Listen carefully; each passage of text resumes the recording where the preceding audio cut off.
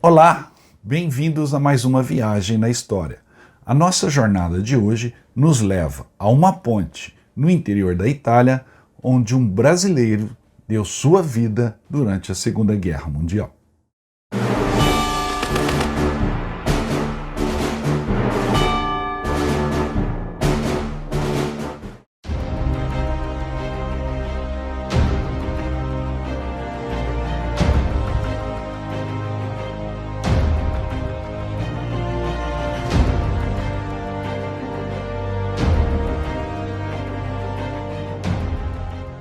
Primeiramente, eu gostaria de cumprimentar o nosso convidado, Coronel. Um prazer de recebê-lo aqui em Minas Gerais.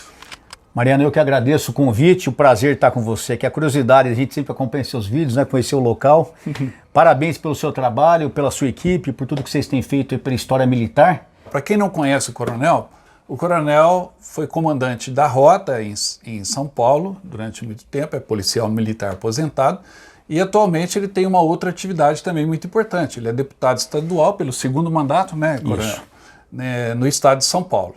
Esse livro ele conta a história de 80 guardas civis. Eu sou obrigado a começar lá atrás. Falar em Polícia Militar do Estado de São Paulo, a Polícia Militar do Estado de São Paulo ela é formada de duas polícias que eram polícias estaduais que existiam antes dos anos 70. Até 1970 nós tínhamos duas polícias estaduais em São Paulo, uma chamada Força Pública do Estado de São Paulo e a outra chamada Guarda Civil do Estado de São Paulo. Eram duas polícias estaduais que praticamente faziam o mesmo serviço. Eram polícias similares. E elas caminharam juntas. Sem o mesmo comando. Comandos diferentes, fardas diferentes. Eram duas polícias distintas, duas corporações distintas. E elas caminharam juntas até 1970, quando no dia 9 de abril de 1970, essas duas tropas, essas duas corporações foram unificadas e passou-se a chamar Polícia Militar do Estado de São Paulo. Então, quando você fala em Guarda Civil, você está falando da Polícia Militar. Quando você fala em Força Pública, você está falando em Polícia Militar. Que fique bem distinto.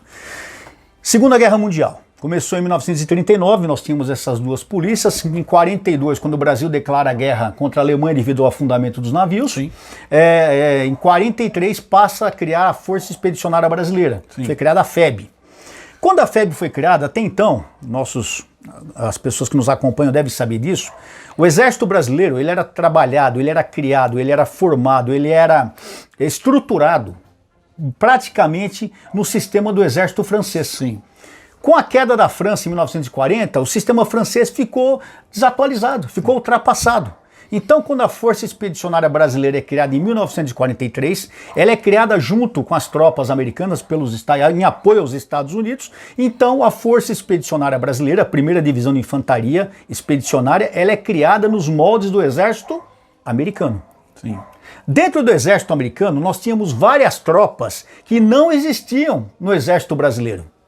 Várias tropas. Uma delas? Uma delas era a tropa de polícia. Polícia Militar. Não tinha uma tropa de polícia, que é a polícia do Exército hoje. Não existia essa tropa de polícia. Quando se criou a Força Expedicionária e vamos criar uma tropa de polícia, o Exército tentou criar essa tropa de polícia junto com homens do 3º Regimento de Infantaria, mas não conseguiu, porque o pessoal não tinha vivência, não tinha conhecimento tático, técnico, legislativo, não tinha trato com a tropa, não se tinha esse conhecimento.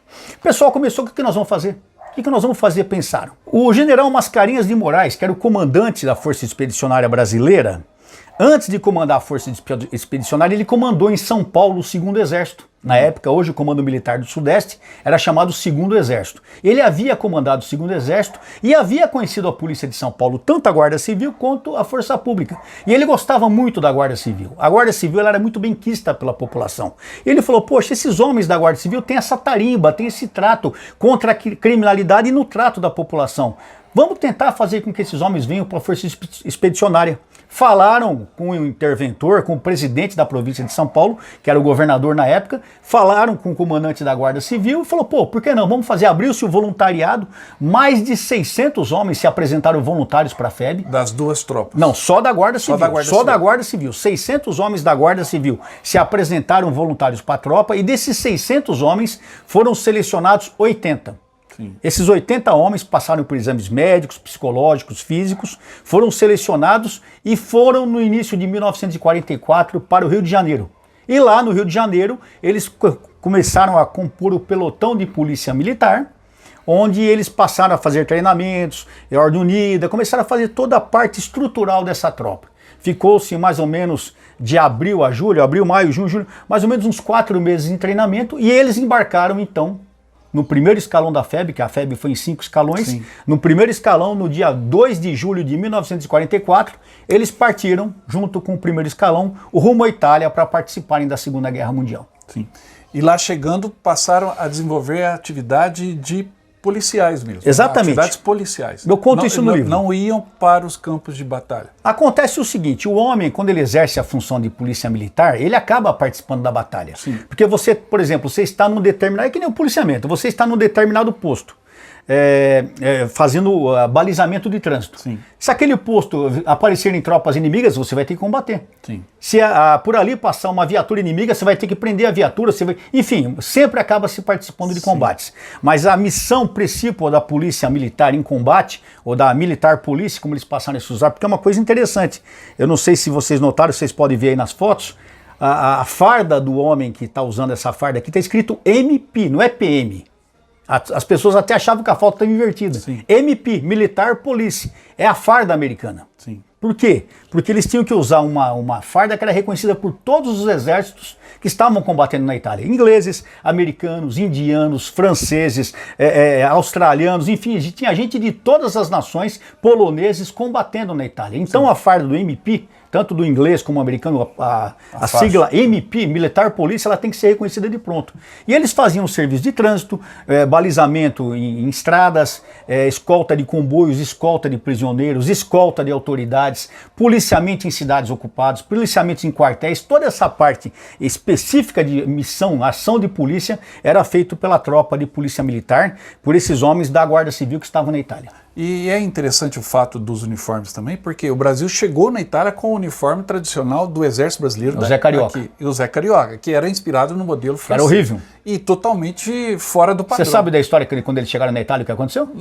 Pensaram que eram alemães. Quando eles desembarcaram do navio e foram marchando até o trem, sim, eles estavam desarmados. Sim. E a tropa americana junto, que estava armada, porque era a tropa americana que já estava em combate. Sim. Os italianos começaram a jogar pedra, jogar sujeira neles, gritando Tedesco, Tedesco, fora Tedesco, achando que eles eram alemães. Por quê? Porque a farda brasileira, até a cor da farda era meio parecida com a farda alemão. E por estarem desarmados, eles acharam que eram prisioneiros alemães. Depois, aí na Itália, que eles foram receber equipamentos, fardamentos, armamentos, e quando receberam esse armamento, esse fardamento, todo americano. A farda, se você vê um soldado da FEB fardado, é a mesma farda do soldado americano. Jack Field, Combat Boot, tudo. E o PM americano, o PM brasileiro, a única diferença que tem, que vocês vão notar nas fotos aí, é que na farda do brasileiro, no capacete brasileiro, entre o MP, tinha a bandeira brasileira. Então, é até interessante, porque acho que é a única tropa que eu vi até hoje, Mariano, de MP, que usa a bandeira no capacete. Eu nunca tinha visto isso. Nenhum outro país. Todos os países só usam o MP, mas os brasileiros, eu não sei se fizeram questão, não sei o que houve lá, não consegui levantar isso, mas os brasileiros usavam a bandeira brasileira no capacete. Isso, pô, eu achei muito legal, até pelo patriotismo e por essa diferenciação que você reconhece de pronto um soldado brasileiro MP. E o MP brasileiro era respeitado pelas tropas estrangeiras? Super respeitado. As tropas americanas, elas têm uma característica muito interessante. Quando eles estão fora de combate, fora de serviço, eles são super relaxados. A parte do militarismo deles é muito relaxada. Eles não consideram nada, é uma coisa assim até meio estranha. Sim. Mas em serviço, o militarismo é extremo. Por exemplo, o policial militar em serviço, ele representa a figura do comandante do exército, não é nem do comandante do batalhão. Então, um MP que é desrespeitado, ou que fosse desrespeitado, ou que fosse atacado, ele responderia como se ele estivesse atacando o comandante do exército. Comandante do exército. Então, eles eram muito respeitados, tanto que um soldado da MP, ele abordava um tenente, abordava um capitão, abordava um coronel, pedia os documentos. E devia-se a ele o respeito. E devia ter, tudo que o MP pedia, o oficial tinha que dar. Documento, habilitação, o senhor está sem habilitação, o senhor vai ser multado, eu vou prender o senhor. Já chamava escolta, eu vou prender o jipe. Então não tem esse negócio, eu sou soldado. Todo o MP tinha autoridade máxima em serviço. E desses 80 soldados, quantos morreram em combate? Uma coisa boa de falar, desses 80 guardas civis que foram só 73 para MP. Sim. Os outros 7 homens foram para infantaria. E eu no livro falo, como eu falo dos guardas civis, eu faço essa diferenciação. 73 da Militar Polícia e os outros 7 da Infantaria. Desses 73 que foram, 2 morreram em serviço. O Paulo Emídio morreu no dia 7 de novembro de 1944. Ele estava comandando um comboio de caminhões, ele estava no primeiro Jeep, à noite, comboiando nas serras italianas, né? na norte da Itália, nas montanhas, e o Jeep dele acabou caindo por uma montanha. Puxa vida. Ele acabou morrendo, o motorista dele, que era o soldado, o gauchinho, Henriques, ele acabou ficando muito ferido, teve que voltar para o Brasil, mas o Paulo Emídio Pereira morreu. Faleceu. Foi o primeiro MP a morrer, no dia 7 de novembro. Na frente de batalha. Frente de batalha. E o segundo MP que morreu é muito interessante. Você vê que coisa... A vida de policial é uma vida louca, né, rapaz? Porque em todo sentido é assim. E você foi lá combater o alemão, você foi lá combater o italiano, que estava o fascista. Sim. E esse segundo que foi morto por um americano. Que isso? Foi morto por um americano, não é só, por um aliado. Ele estava de serviço na ponte Venturina no dia 10 de janeiro de 1945, fazendo policiamento na ponte, quando 2 sargentos passaram a brigar, 2 sargentos americanos embriagados. 2 americanos. Começaram a brigar, ele chegou e separou, prendeu os 2, separou os 2. Um desses sargentos sacou uma arma branca, a princípio a informação que eu tenho é essa, e esfaqueou o Clóvis. E o Clóvis morreu naquele mesmo, ele caiu morto. Morreu ali mesmo. Morreu, tanto que eu falei... Morto por um americano. Alguns veteranos que lembram que do pelotão que eu cheguei a entrevistar, uns 10 veteranos vivos, eles falavam que uma coisa que tinha marcado na cabeça dele era o corpo do Clóvis no chão, o sangue na neve. Isso impressionou muito eles. E a história que tem é que esse americano teria sido preso de imediato e teria sido fuzilado no dia seguinte pelos próprios americanos. Então você vê, nós perdemos 2 guardas civis, o Paulo Emídio Pereira e o Clóvis Rosa da Silva. O Clóvis Rosa da Silva era um menino, tinha 23 anos, 24 anos, menino praticamente.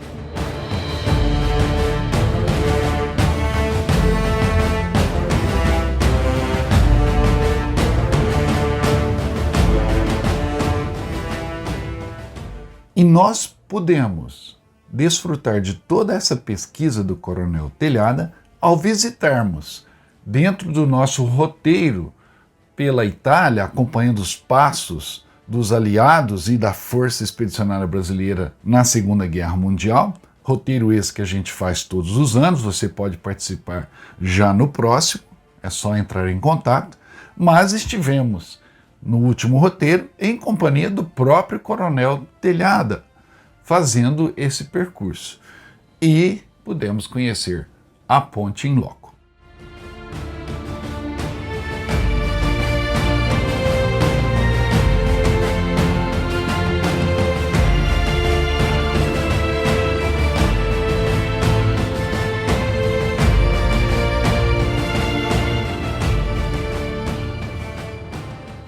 Nós estamos agora ao lado, no início da Ponte Della Ventura. O Coronel Telhada escreveu um livro excelente sobre a participação brasileira na Segunda Guerra Mundial, em especial os policiais paulistas. O livro se chama Polícia de São Paulo nos Campos da Itália. Um dos capítulos desse livro aborda exatamente um fato que aconteceu aqui nessa ponte, não é isso, Coronel? É isso mesmo, nós passando aqui acabamos nos deparando com a ponte, o que é motivo de emoção, porque aqui nessa ponte, no dia 10 de janeiro de 1945, um policial militar de São Paulo chamado Clóvis Rosa da Silva estava de serviço aqui, e naquele dia houve um problema com um sargento americano, houve uma briga, ele foi separar aquela briga e ele foi morto. Foi morto nessa ponte, eu não sei se exatamente nesse local ou na outra ponta, porque os policiais militares ficavam em cada ponta, em cada canto da ponte, controlando o trânsito.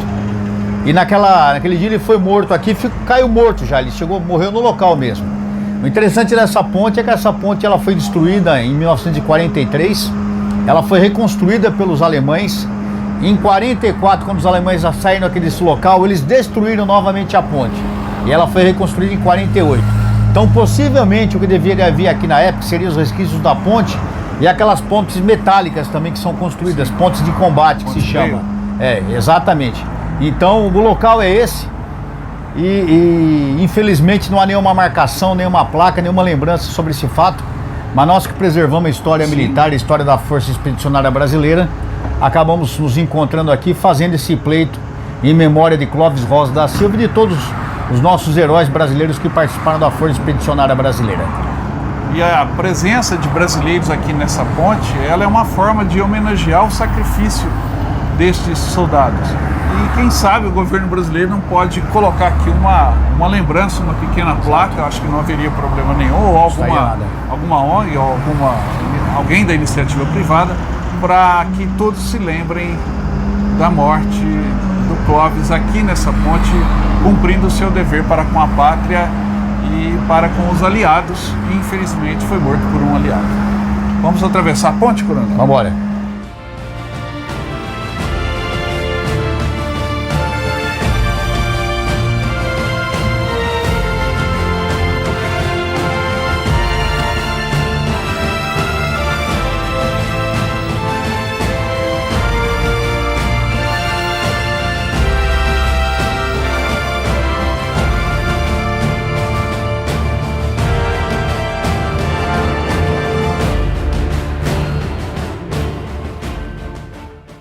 O local da ponte é estratégico quando você visita a Emília-Romana em direção a Bombiana, ao Monte Castelo, a Montese, enfim, é um local muito movimentado por onde os italianos e os visitantes passam a todo segundo. E a ponte tem a sua utilidade, é um lugar muito bonito, tem uma estação de trem próxima, que a estação se chama exatamente Ponte Venturina, e estar ali em companhia do coronel e dos outros integrantes do nosso grupo foi muito prazeroso e muito histórico. Principalmente após fazer a leitura do livro do coronel. Um livro muito bacana, muito importante e que vai ganhar em breve uma nova edição. Vale a pena.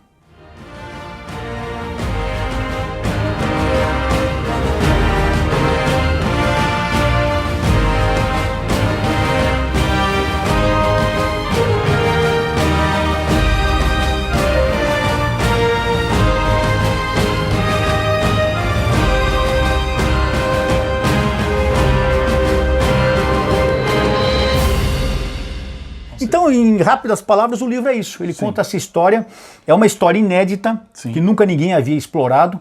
E como eu disse ao Mariano, esse livro está esgotado, você só acha em sebo, você acha talvez na internet, até um preço bem razoável, não é caro. Mas vem aí uma segunda edição. Isso, eu estou fazendo agora uma nova edição, que eu não vou falar só do pelotão de polícia, porque esse pelotão em março, salvo engano, dia 26, 27 de março de 1945, ele foi transformado em companhia, foi aumentado o efetivo dele, com o pessoal do depósito de pessoal acabou aumentando, e ele passou a ser uma companhia de polícia militar. Então em março, maio, abril, maio do ano que vem eu quero lançar esse novo livro.